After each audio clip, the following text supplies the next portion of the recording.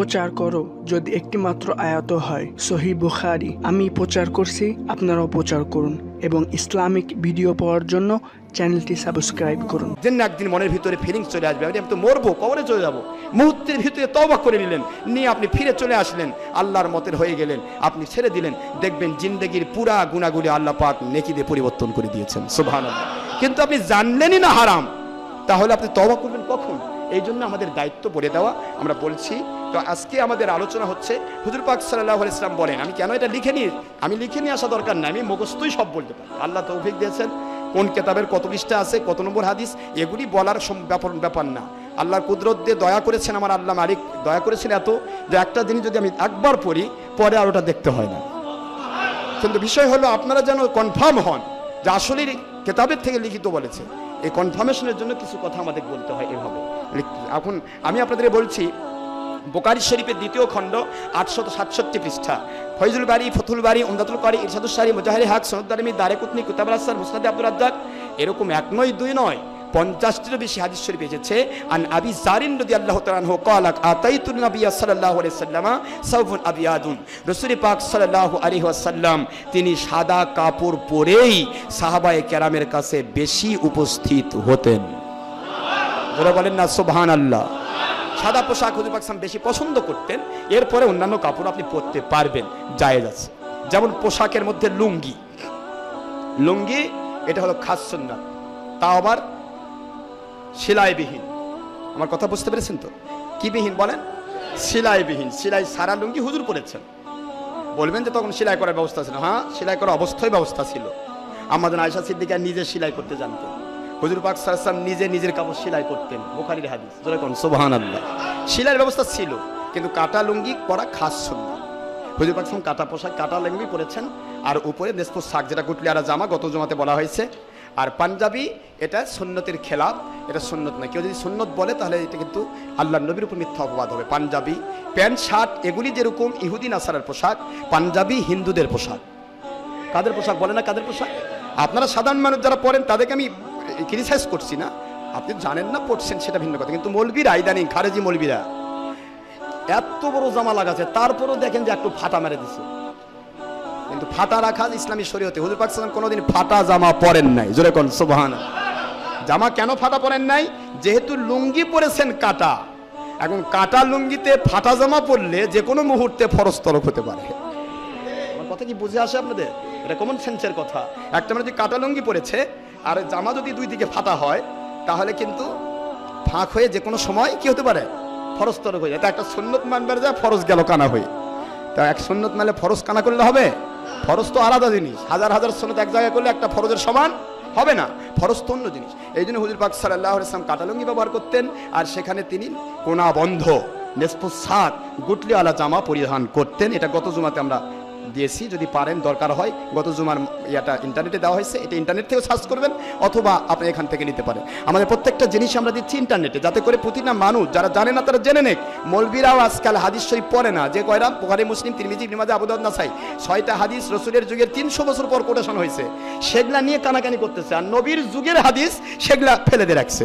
সুনানুদ দারিমি ইমাম বুখারীর উস্তাদ, মুসান্নাফ ইবনে আবি শায়বা ইমাম বুখারীর উস্তাদ, যাদের কাছে ইমাম বুখারী 3 লক্ষ হাদিস মুখস্থ করেছেন। সুবহানাল্লাহ, জোরে কর না কেন? সেখান থেকে ইমাম বুখারী, মুসলিম, তিরমিজি, আবু দাউদ, তারপরে নাসাই, ইবনে মাজাহ, এই 6 জন ইমাম ওই সমস্ত উস্তাদের হাদিস মুখস্থ করে সেইগুলির মধ্য থেকে তারা কিতাব আল মুক্তাসার, তারা কিতাবগুলি লিখলেন, বলেন আমরা সংক্ষিপ্ত হাদিসের কিতাব বের করে দিলাম যাতে মানুষ সহজে পড়তে পারে। এই বুখারী হাদিসকে বানাচ্ছে যে একবারে ইসলামের দলিল। বুখারী হাদিসের মধ্যে মাত্র 4,500 হাদিস আছে। এটা যদি ইসলামের দলিল হয় তাহলে তো অনেক জিনিস ইসলামে থাকবে না। আমার কথা কি বুঝতে পেরেছেন? কিন্তু বুখারী হাদিসের উপরেই লেখা হয়েছে, বুখারীর নামই দেওয়া হয়েছে বুখারা। বুখারা শহরে ইমাম বুখারীর বাড়ি ছিল, ওনার নাম হলো ইসমাইল হোসেন। নাম বুখারী কেন? বুখারী বুখারাতে বাস ছিল, এই জন্য ওনার নাম, জায়গার নাম, ওনার গ্রামের নামের অনুসারে বুখারী নামকরণ করা হয়েছে। আর এই কিতাবের প্রথমেই লেখা হয়েছে হাজা বুখারী কিতাব আল মুক্তাসার, অর্থাৎ হাদিস শরীফের সংক্ষিপ্ত কিতাব। যেরকম সুবহানাল্লাহ। এটা বোঝে না, না বুঝে কই বুখারী শরীফে নাই, মানা যাবে না। নাউজুবিল্লাহ। যেরকম তো যাই হোক, হুজুর পাক সাল্লাল্লাহু আলাইহি ওয়াসাল্লাম উনি সাদা কাপড় পরিধান করতেন। এটা বুখারীতেও এসেছে, মুসলিমে এসেছে। সাদা কাপড় পরিধান খাস সুন্নত। আর হুজুর পাক সাল্লাল্লাহু আলাইহি ওয়াসাল্লামের সুন্নতি জামার মধ্যে এটা হলো একটা যে কোনাবন্ধ জামা পরতেন, পাশাপাশি তিনি এজার অর্থাৎ লুঙ্গি, যেটাকে বলা হয় হুজুর পাক সাল্লাল্লাহু আলাইহি ওয়াসাল্লাম আখরাজাত ইলাইনা আয়েশা সিদ্দিকা রাদিয়াল্লাহু তাআলা আনহা কিসাম মুলাব্বাদান আও ইজারান গালিজান ফাকালাত কুবিরা রূহুন নবী সাল্লাল্লাহু আলাইহি ওয়াসাল্লাম ফি হাজাইনি। এখানে হাদিস শরীফ বুখারী শরীফের দ্বিতীয় খণ্ড 285 পৃষ্ঠা, শামানুত তিরমিজি প্রথম খণ্ড 9 পৃষ্ঠা, মুসলিম শরীফ, ইবনু মাজাহ, শরহে ইমাম আব্দুর রউফ মানাবি মিসরি প্রথম খণ্ড 210 পৃষ্ঠা সহ অসংখ্য হাদিস শরীফ এসেছে। আম্মাজান আয়েশা সিদ্দিকা আলাইহাস সালাম তিনি বলেন, রাসূল পাক সাল্লাল্লাহু আলাইহি সাল্লাম তিনি ইন্তেকাল মুবারকও করেছেন, ইন্তেকাল মুবারকও করেছেন একটি মোটা চাদর এবং একটা ইজার, বলা হয়েছে ইজারান গলিজন, কাটা লুঙ্গি, সুবহানাল্লাহ জোরে কোন, সেলাইবিহীন লুঙ্গি এবং একটা মোটা চাদর। এই অবস্থায় হুজুর পাক সাল্লাল্লাহু বেশি চলতেন এবং তার ইন্তেকাল মুবারকটা এই দুইটা কাপড়ের মধ্যেই হয়েছেন, জোরে কোন সুবহানাল্লাহ। ভাইরা আমার, হুজুর পাক সাল্লাল্লাহু আলাইহি ওয়াসাল্লাম কাটা লুঙ্গি পরেছেন এবং সেলোয়ারও পরেছেন। সেলোয়ার যে খাস সুন্নত, সেলোয়ারও সুন্নত, তবে কাটা লুঙ্গি পরা খাস সুন্নত, সেলোয়ারও সুন্নত, এটাও হাদিস শরীফে এসেছে যে যদি কেউ ফরজ তরক হয়ে যাওয়ার সম্ভাবনা থাকে, তার যদি মানে বোধ শক্তি কম হয়, তাদেরকে কাটা লুঙ্গি পরা উচিত নয়। আমার কথা বুঝতে পেরেছেন তো? কাটা লুঙ্গি পরাটা কারো যদি বোধ শক্তি কম হয়, পরেছে একবারে হাড্ডি ভেদ করে চলে গেছে নিচে। বুখারী শরীফে হাদিসে আসছে, রাসূল পাক সাল্লাল্লাহু আলাইহি ওয়াসাল্লাম বলেন, যদি কেউ অহংকার বশত তার কাপড়কে তার টাকনার নিচে ঝুলিয়ে দেয়, পুরুষ, মহিলা তো টাকনার নিচে একবার পায়ের পাতা পর্যন্ত পড়তে পারবে, এটা মহিলার জন্য, টাকনা বের করা মহিলা জায়েজ নেই।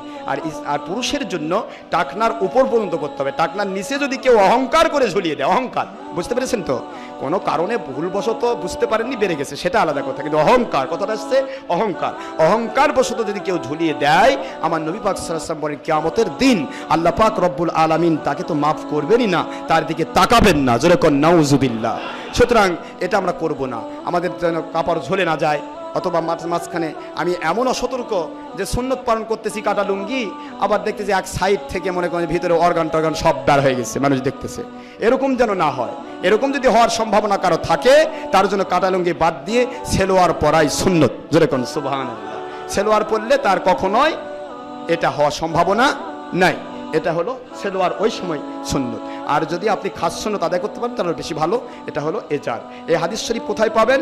বুখারী দ্বিতীয় খণ্ড 285, বুখারী দ্বিতীয় খণ্ড 867, শামানুত তিরমিজি প্রথম খণ্ড 9 পৃষ্ঠা, মুসলিম শরীফ, ইবনু মাজাহ শরীফ, ইমাম আব্দুর রউফ মানাবি মিসরি প্রথম খণ্ড 210 পৃষ্ঠা, মাহিবুল লাদুন্নিয়া প্রথম খণ্ড 110 পৃষ্ঠা, বুখারী শরীফ দ্বিতীয় খণ্ড 860 পৃষ্ঠা, জামউল ওয়াসাইল প্রথম খণ্ড 216 পৃষ্ঠা, ফতহুল বারী শরহে বুখারী দশম খণ্ড 255 পৃষ্ঠা, উমদাতুল কারী শরহে বুখারী 21তম খণ্ড 295 পৃষ্ঠা, ইরশাদুস সারী শরহে বুখারী 8ম খণ্ড 417 পৃষ্ঠা, শরহুল কিরমানি, শরহুল নববী, শরহুল উবাই, তারপরে আল মুফহিম, আল ফতহুল মুলহিম শরহে মুসলিম, আবু দাউদ শরীফ, বজলুল মদহুদ শরীফ, আউনুল মাবুদ, তিরমিজি শরীফ, তুহফাতুল আহওয়াজি শরীফ, আরিদাতুল আহওয়াজি, উরুফুস শাজি, মিরকাত, মিশকাত, লুমআত, আশআতুল লুমাত, মুজাহিরে হাক। তারপরে আল বাইনাত শরীফও আছে সেলোয়ার পরা সুন্নত।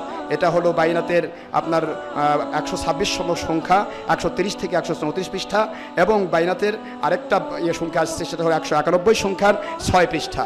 যদি বাইনাতের যারা পক্ষে আছেন বা রাজারবাগের সাথে সম্পৃক্ত, উনি একে আবার বলে যে সেলোয়ার পরা সুন্নত নয়, এ মিথ্যাবাদী। বাইনাত শরীফই আছে সেলোয়ার পরাও সুন্নত, যার জন্য ফরজ তরক হওয়ার সম্ভাবনা আছে, যেরকম সুবহানাল্লাহ।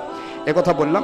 এখানে আখলাকুন নববী প্রথম খণ্ড 169 থেকে 70 পৃষ্ঠা, মিশকাত শরীফ অষ্টম খণ্ড 197 পৃষ্ঠা, বাইনাত শরীফ থেকে আসছে বিভিন্ন। এরপরে আসছে আপনার মুসান্নাফ ইবনে আবি শায়বা, বুখারী রহমতুল্লাহ ওস্তাদ, ওনার পঞ্চম খণ্ড 169 পৃষ্ঠা। উত্তম পোশাক পরা, এটা হলো খাস সুন্নত, সেটা জামিউস সগীর প্রথম খণ্ড 135 পৃষ্ঠা, আখলাকুন নববী 153, 163, 174 পৃষ্ঠা সহ 1 নয় 2 নয় প্রায় 155টি হাদিস শরীফের কিতাব দিয়ে প্রমাণিত হয়েছে খাস সুন্নত হচ্ছে আপনার আমার জন্য হুজুর পাক সাল্লাল্লাহু আলাইহি ওয়াসাল্লামের সুন্নত হচ্ছে পোশাকের মধ্যে, এটা হলো আপনার গুটলিওয়ালা সাদা সুন্নতি জামা পরা এবং আপনার সেলোয়ার অথবা এজার। এজার মানে সেলাইবিহীন লুঙ্গি এটা পরা হুজুর পাক সাল্লাল্লাহু আলাইহি ওয়াসাল্লামের খাস সুন্নাত। জোরে বলুন সুবহানাল্লাহ। এটা বিরোধিতা করা যাবে না। যদি কেউ বিরোধিতা করে তাহলে কিন্তু ইসলামী শরীয়তকে অস্বীকার করার কারণে তার ঈমান থাকবে না। ইহানত সুন্নাতে কুফরুন, সুন্নতকে যে ইহানত করবে সে কাফির হবে। এই জন্য এটা অবিশ্বাস করা যাবে না। তবে মানতে পারা না পারা সেটা তার ব্যক্তিগত